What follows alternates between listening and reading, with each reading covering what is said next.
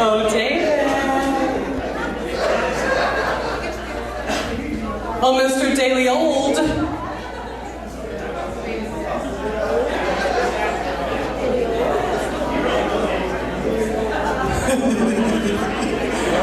You know, I knew this day would come. Patience comes for those who wait. So, David. Pretty good surprise, huh? Yeah? Yeah?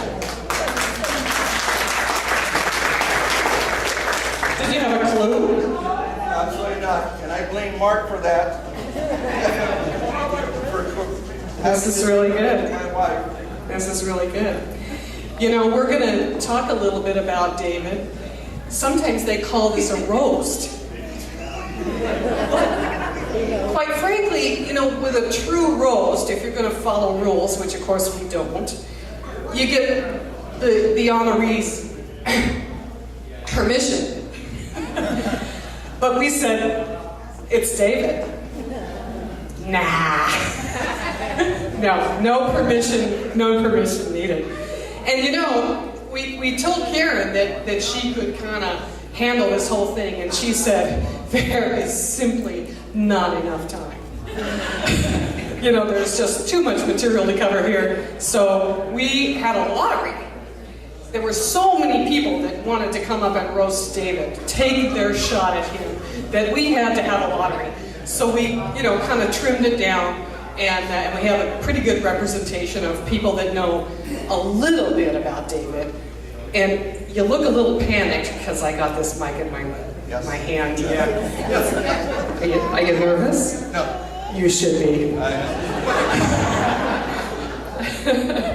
So, many of you probably know that David met Karen about, what was it, Karen, 86 or so?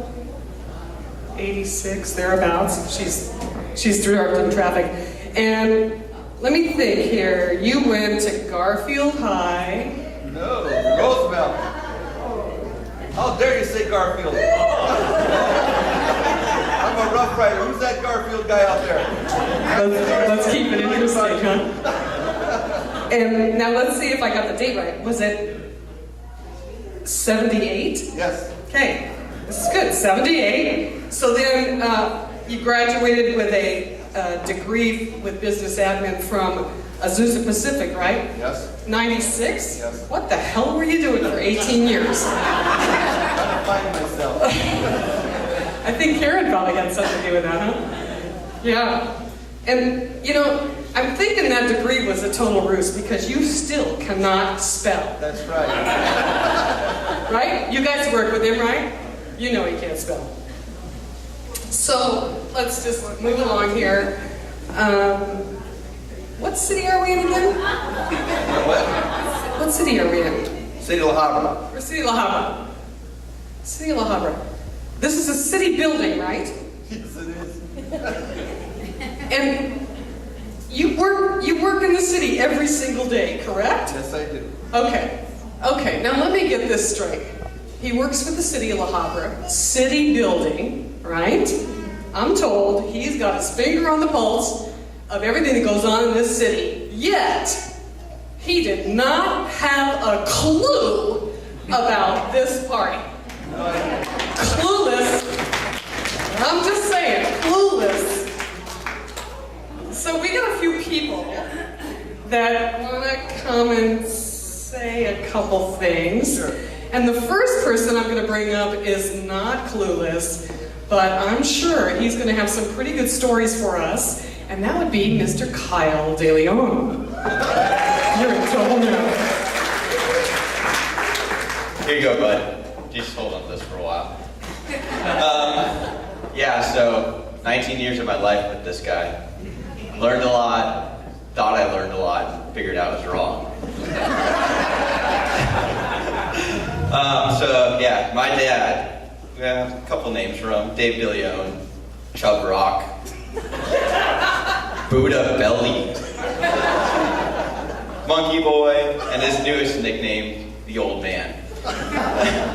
Dad, you were always there for me. I mean, when I graffitied the neighborhood at 5, When I threw up after my soccer game at 6, when I fell and split my chin open at 7, and when I fell off my bike at 8. You know what the problem was, though? You were the one that was there. Not Mom. You were the only one that was there. You know, I mean, all those times I could have used your guidance, you brought me the chalk that I defaced the whole neighborhood with. You gave it to me. You fed me the bean and cheese burrito before the game. And the last two, you took it a step further by encouraging me, taunting me to run faster around Grandpa's pool. Tying me to your bike to pull me along? When has that ever worked? It's simple physics. It doesn't work. Yeah, I mean, it really worked, Dad. Okay. I should be charging you with child endangerment or abuse or something like that. But I guess the police did catch you on something. Speeding. And I made sure Mom knew about that. Before he even had the chance to get a word out, I told her, Daddy talked to a policeman today. Oh, really? Yeah, he said Daddy was going too fast. You couldn't even convince me to keep quiet at the age of 2. And the worst part about it is, like, you had a practice run with me. Then you had 2 dogs, and they still have you wrapped around their finger. You have, like, your ridiculous tube socks that you wear to the gym every day. They're all high waters. I mean, it's 2010, okay? We have ankle socks. Dad, you're not hip, cool, or quick. The only reason my friends want to hang out with you is because you buy them food. They're hungry, okay? And the basketball guys, they want to hang out with you because they think you're funny. You waddle around the court.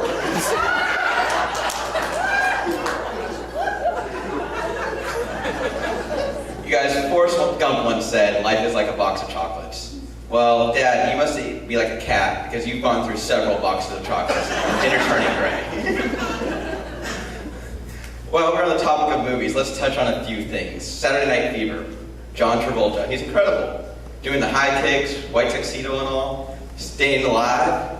Dad, the problem is, you'll never be able to fit in those white pants, okay? We all want to fly around, but around. Everyone figures out at some point it's not possible, okay? Move on. Try fitting into Mom's car first, and then we'll move to the pants. Dad, your Saturday Night Fever obsession is alarming, but nothing tops the relationship you share with The Godfather. If I had to classify your marriage with The Godfather, I would have to call it dysfunctional. I know you think it's a God-given talent to be able to find a Godfather marathon at any time on TV, but apparently, with your old age, you've forgotten that you own the VHS and DVD collection. All you have to do is pop it into the DVD player, and just like that, just like you pop the Twinkie in your mouth, you'll be fine.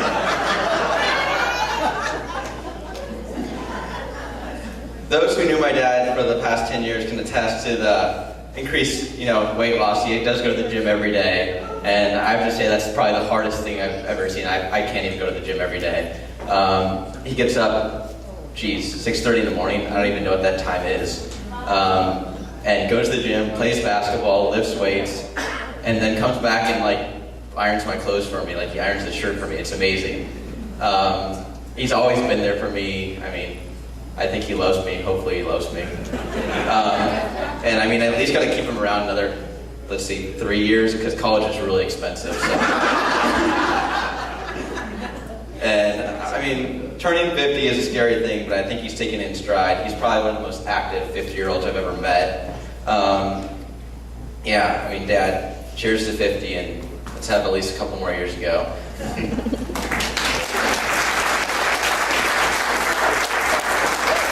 Thank you.